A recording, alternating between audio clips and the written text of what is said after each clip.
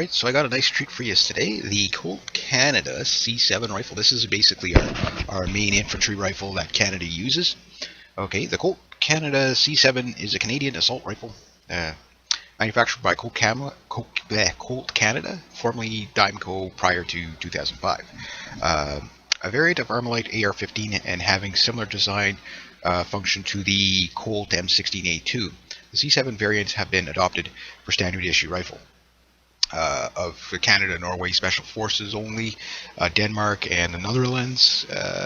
Following trials, the C8 variants became and remain the personal weapon choice for the United Kingdom Special Forces, the Royal Military Police, close protection teams, and other specialist users. It has been used in various combat operations, Canadian, British, Dutch, and Danish forces in Afghanistan and Iraq.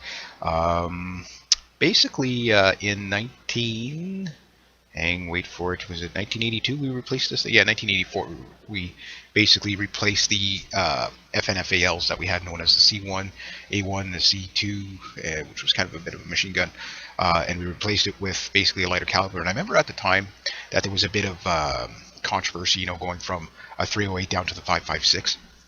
And I still maintain that 308's better in, you're better to have the heavier caliber rifles for the long range stuff, and lighter calibers for the close quarter stuff. It's a carbine length, even a full length rifle, is still a carbine, in my opinion. But that said, the 5.56 isn't a bad round. It's not a great round. In Afghanistan, the Taliban, they may be dumber than sticks, but and live in caves, but with rusted out AK-47s. However, they were smart enough to figure out that once you got beyond 600 meters, it was a real challenge for these light caliber varmint rifles to actually hit anybody at that distance with consistency. And it also, you didn't get all the spall effect. Spall is basically when a bullet hits an object, it actually starts to tumble. So that's typical of any sort of 22 caliber round. It typically, when it hits, it loses energy really quickly, which it'll basically spiral into all kinds of places. Surgeons agree that one of the worst calibers you could ever get shot by is a 22 because it ricochets all over the place, just because it's such a light caliber. And the 5.56 round is basically a steroid 22. So just to kind of give you that. Some of the service is basically from 1984 to present, used by all those people that I mentioned. Wars, UN AMR, UN Profor, I don't know what those wars were. Gulf War, everybody knows that. Operation Enduring Freedom, war in Afghanistan and Iraq. Canada didn't go into Iraq, we just basically stayed in Afghanistan. And manufactured Dimeco, formerly Colt Canada, or Colt Canada now, formerly Dimeco. Produced 1982 to present. Number built about 200,000 plus. Variants C7A1, C7A2. C7A1s basically have a fixed stock, and the A2 has typically a folding stock. Now, mind you, they don't reinvent the wheel here. They basically what our military does is just kind of refine it to adapt. Basically upgrade to the newer technology. But it's not a bad rifle for what it is. It's a little bit different for Canadian specifications. Number one, we have to deal with Arctic cold in some areas. So our C7s, I will arguably say that the way they redesigned our variant of the M16 is basically what it is to deal with the cold weather a bit more. So ours tend to be built a little bit more for durability, with heavier bolt barrels and stuff like that, than for multifunction and lightweight and attach a million things to it. So ours are a little more bare bones, but a little overbuilt, and the controls are all ambidextrous and stuff like that. Some of the other in service also, the Afghan Nation Army, they had it, but apparently we took them back. I don't like the idea of arming the people we'll have to fight in the future, but apparently we took those firearms back. The Netherlands and Sweden as well seems to be using some of them, probably the C8s. The RCMP here also uses the C8s. I'll get into that later. Weight, 7.3 pounds unloaded for one variant, and then 8.6 for the other, or 3.3 kilograms or 3.9 kilograms with 30 round magazine. Length 1,006 millimeters or 39.6 inches. For the C7, the C7A1, the C7 was, I believe, was a semi-automatic only. The C7A1 has got the full auto feature. The C7A2 folding stock, and the A2 stock extensions are no. And the A2s are a little bit shorter. They have like a 16-inch or a 14-inch barrel. Well, actually, overall length is 929.8 millimeters or 36.61 inches. So you go from a 20-inch barrel basically down to I think like a 16-inch barrel or 14.5-inch barrel, something along that. There's because there is a few different variations of the same rifle out there. You know, adapted to whatever. So 5.56 NATO gas-operated rotating bolt, 700 to 900 rounds a minute. Muzzle velocity 900 meters a second or 3,030 feet per second. Effective range 400 meters or 440 yards effective. And I guess for the longer barrel, you'd get 600 meters or 660 yards effective in a section. In a section, I guess, is just everybody shoot that way. Kind of hone in on them. Feeding system, various 30-round Stanag magazines, sights, iron sights, and the C79 optical sight, also known as the ECAN, sorry. Okay, development. The parallel of that of the M16 Canadian Forces worked with their United States Marine Corps in the M16A1 product development program. Relayed information to Canada's replacement program office. The C7 is much like the M16 A1E1S, rather than the final production M16A2s. The earliest C7s were manufactured by Colt for Canada's forces as the Colt Model 715. The C7 series firearm is driven by the same direct impingement gas system of the M16 series. Like the M16A1, the C7 has both semi-automatic and fully automatic fire modes. The C7 features the structural strengthening, improved handguards, and longer stock development of the M16A2. Dimeco changed the trapdoor in the buttstock to make it easier to access. The 13mm or 0.5-inch spacer is available to adjust stock length.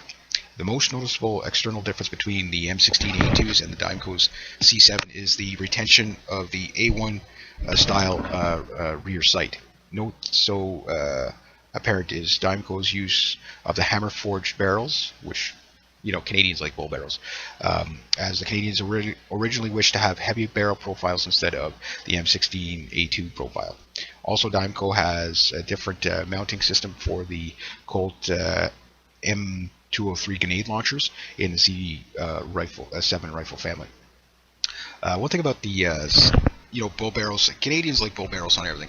This is where you get the nothing fancy guy going, oh, weights and ounces, and ounces equal pounds over distance and stuff like that. And I agree with that. But Canadians are like, okay, well, we'll just grow stronger and have a more reliable barrel. If you want to change your tire, what do? Put a bull barrel on it. You want to build a table, put a bull barrel on it. Canadians like bull barrels. I don't really think you gain so much. The accuracy is really the issue. It's more the issue that the barrels take longer to wear out. They can take more heat if you're doing more like full auto bursts. So there's an advantage. That drawback is because it's a little heavier means you're going to put less things on the rifle. But that's just kind of the way we roll here in Canada. So Canada did have the C7 a little bit more beefed up for the wear and tear, because it's not like we can replace these rifles every year, so to speak. They got to last for a long time before the next rifle replacement comes along. With the Canadian involvement in Afghanistan, Dimeco and the Canadian forces have developed improvements to the C7A1 to better suit the operational situations at hand. The result, the C7A2 has a 4-point telescoping unit similar to that of the C8 carbine, and the 3-rail triad mount on the front sight triangle. To the selector lever, magazine release, and charging handle are ambidextrous, which adds weight to a rifle, but then it's a one-size-fits-all kind of platform. The Also, the C7A2s is issued with a green color furniture as standard. These weapons are often seen with a similar plethora of accessories as the American counterpart, giving overall commonalities of the system and the rail mount. The C7 also uses the C79A2 Eclan optical gun sight, which is a 3.4 magnification, but with a uniform green rubber armored coating. But some soldiers who are issued it either have issues on the purchase site, like the EOTech holographic weapon sights and the Trijicon ACOG with the so they basically replaced it with the 8-man section. Six soldiers will normally carry C7A2s, and the section commander in command, 2 grenadiers and 2 riflemen. With only the machine gunners carrying the C9A2 light machine guns. The C7A2 is considered a midlife upgrade to the C7 family. In addition, the Triad rail mount has made it easier for soldiers to attach accessories such as lights and laser designators and tack lights, and whatever, can opener, whatever you want to attach to the thing. The C8 carbine range are carbine variants of the C7 and mechanically, aesthetically very familiar to the Colt 653. Colt made the C8s initial C8s for Canadian Armed Forces model 725 was the model name, and the C8 has a 368 millimeter or 14.5 inch A1 profile barrel like the Colt 653. The M16A1 carbine built with a 1 in 180 millimeter or 1 in 7 inch twist, appropriate. Okay, so yeah, the barrel length was 1 in 7/8 twist there, so we had to kind of redo this. So where was I at? Oh yes, okay. So the cartridge that we use is the C77 cartridge. The C8A1 is the improved of the, improvement. C8A1 Dimco C8FT is essentially the same as the C7A1, just in a carbine form, having 38 centimeter barrel versus a 53 centimeter barrel, or 14.5 inch or whatever. So the C7 overall layout remains essentially unchanged for the upper receiver and the general inclusion of the C79 sight. The C8A1 has also been commonly seen with a detachable carry handle, and the A1 development Dimco for both C7FT and C8FT. Okay, so the C8 basically from 1994 to present. War on terrorism, so used in Iraq, Afghanistan. Manufacturers Dimco formerly, Colt Canada now, 1980s to present. 50,000 plus. The C8A1, C8SFW, and C8FTHB, and the C8A3. Length or weight is about 7.9 pounds for the A1s, so 2.68 kilograms, or 2.81 kilograms, or 6.2 pounds for loaded. So it's pretty, it's light and fast. Overall length 840 millimeters or 33 inches for the C8A1s. And pretty much all of them are pretty much the same with collapsible stocks and all that stuff. Okay, so there is a special forces one that's 16 inch. That's the C8SFW. So it's kind of like that in between rifle. So it also uses the special forces weapon features a longer 410 millimeter or 16 inch barrel and a heavier profile than the C8A1. It's designed to provide a fire support capability in carbine form, so basically machine gun. The profile of the barrel is not uniform, lunging out at the end, whereas the M4 barrel steps down. The front sight is based is strengthened for mounting of the Heckler Koch AG-C/EGLM, which is, I guess, the grenade launcher that they use. And the British military acquired a number of SFWs, primarily for their special forces, under the designation L119A1. This version of the C8 is also in service with the Norwegian MJK and the HJK because of the barrel profiles. Daimco specific mount is required for the fitment of the M203 grenade launcher. So, there, it's a bit of a mechanical kit. Make it what you want. The C8 C8 FTHB concerns that Princess Patricia's Light Infantry had the C8 led to the creation of the C8 FTHB. The C8 FTHB flat top heavy barrel featured numerous improvements over the C8, including heavy profile hammer forged barrel, E-Clan 79 optical sight. Again, we Canadians like our heavy barrels. We'll deal with the weight. We'll just grow stronger. Other variants. 3 additional C8 variants exist. The C8 CQB is similar to the Mark 18 Mod O CQBR, having a 250mm or 10-inch barrel with a Vortex flash hider made by Smith Enterprises. The small personal defense weapon PDW has an overall length of 530mm or 20 inches. This thing's like, put in your back pocket if you want. It's pretty small.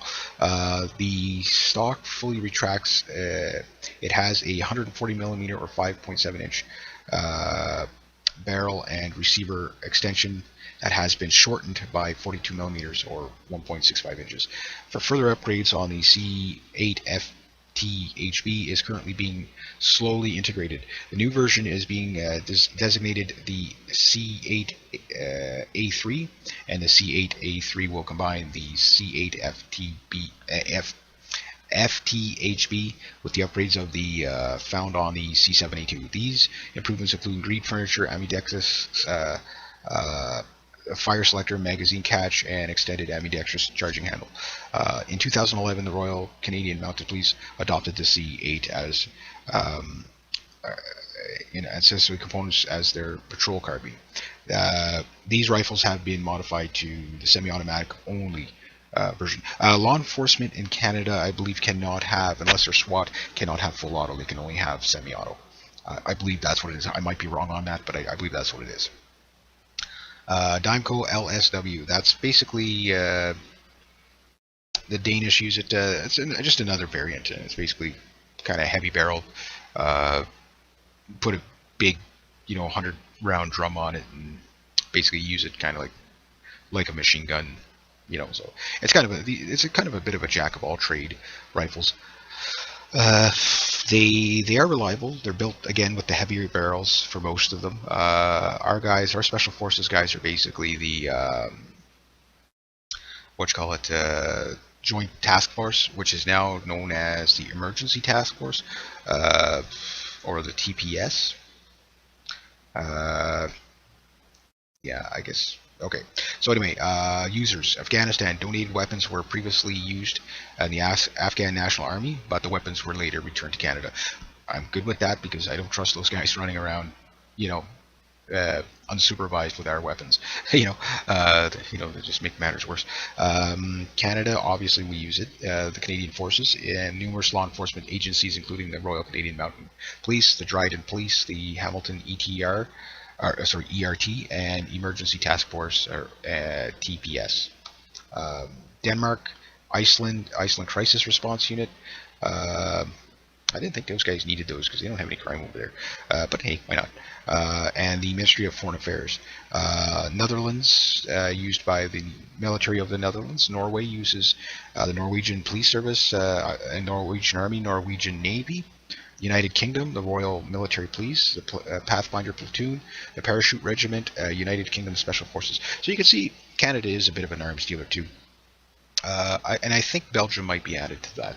I don't know when this was, done. Because usually we always, do all kinds of weapons deals with Belgium for some funny reason.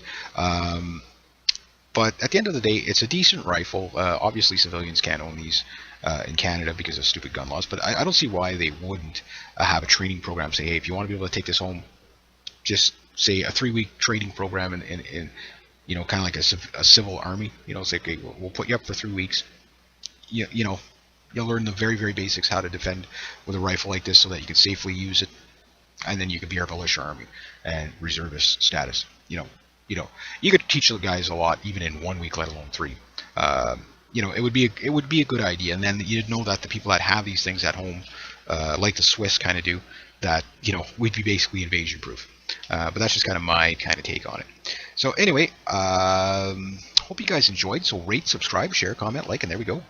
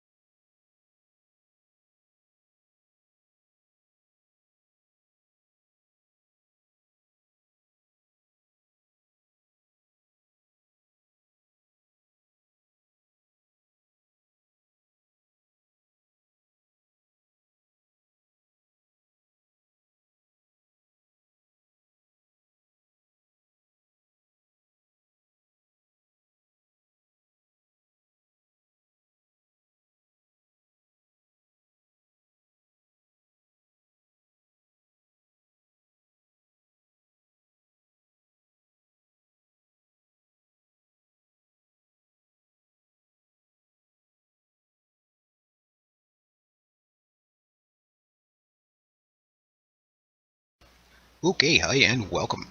Alright, so I got a nice treat for you today. The Colt Canada C7 rifle. This is basically our main infantry rifle that Canada uses. Okay, the Colt Canada C7 is a Canadian assault rifle manufactured by Colt Canada, formerly Dimeco prior to 2005. A variant of Armalite AR-15 and having similar design function to the Colt M16A2. The C7 variants have been adopted for standard issue rifle.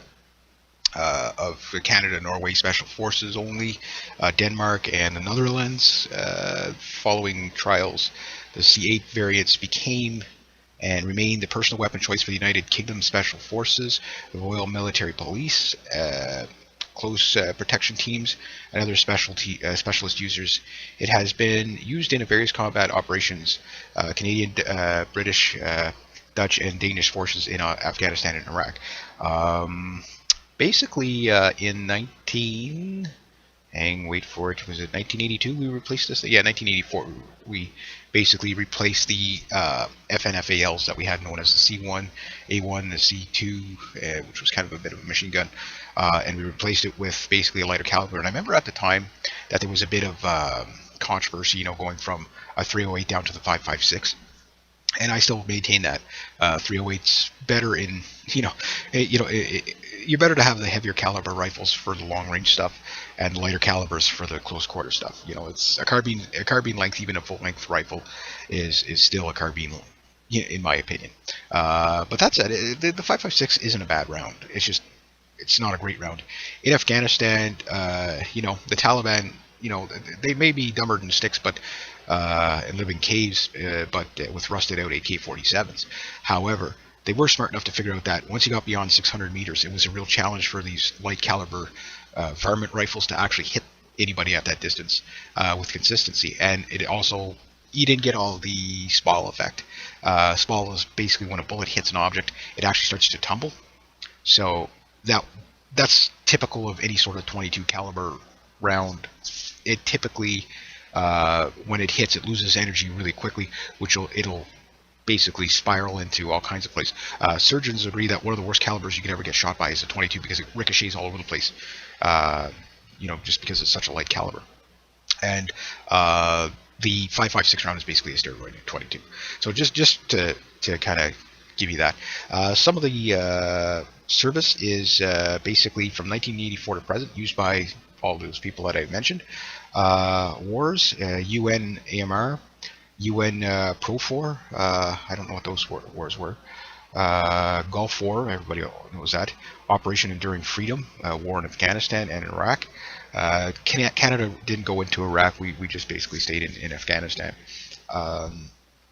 And manufactured Dimeco, formerly Colt Canada, or Colt Canada now, formerly Dimeco. Produced 1982 to present. Number built about 200,000 plus.